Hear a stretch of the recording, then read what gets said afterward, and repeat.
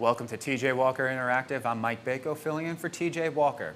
Today's top news stories for September 28th, 2010 focus on two separate parts of our lives that a lot of people spend a lot of their time with. One is texting, and one is the political spectrum. We're going to be dealing with recent comments by Barack Obama, but let's first turn to a recent study that says that a ban on texting while driving is actually more harmful than good.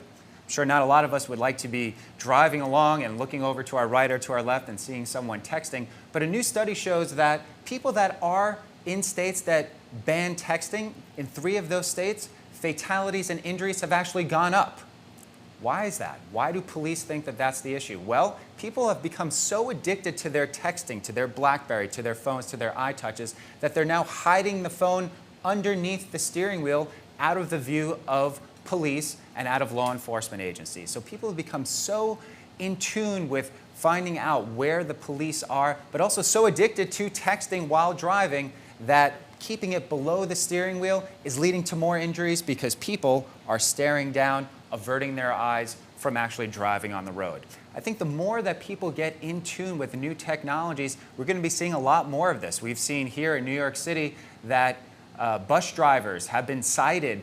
Bus drivers have been on the front cover of newspapers for actually reading their Kindle while they're driving. This is probably not something that anyone could have imagined 5, 10 years ago, or even back in the honeymooner days when Ralph Cramden was driving his bus along. So the more technology changes, the more things are going to come into the purview of law enforcement, and this may actually become a more litigious society because of that. More rules in place to prevent people from using their technology, but the more technology we have, the more we're going to use it. So a ban on texting obviously has not had much of an effect in terms of fatalities or car accidents from the driving standpoint of things. Turning to other news, politics. The midterm elections coming up, and Barack Obama is on the front cover of Rolling Stone talking with its publisher, Jan Weider, about a whole plethora of things, but we're going to focus on his recent comments about Fox News. And, well, he calls it ultimately destructive for the country. So that's a very harsh statement coming from a commander-in-chief going after a news organization that recently was put in the front row of the White House briefing room. So this is a situation where fair and balanced might not be so fair and balanced in Barack Obama's eyes. And going forward, obviously, Fox News is probably going to have a lot to say on this.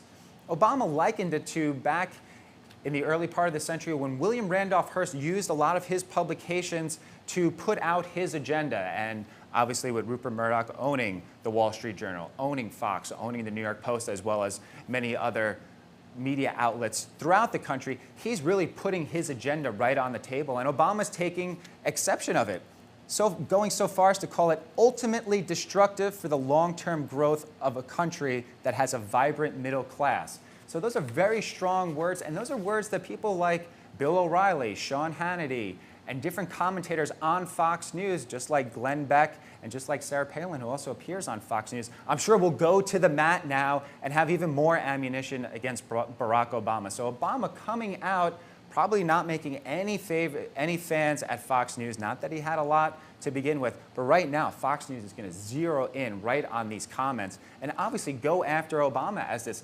liberal elitist who is just going after media outlets, that it's going after their freedom of the press. How do you judge yourself as Fox News with Obama coming out after you? Do you go on the defensive and actually go after the president? This is something that will become very interesting as we watch more of Obama's press conferences, as we watch more just general press conferences. How is Fox News treated?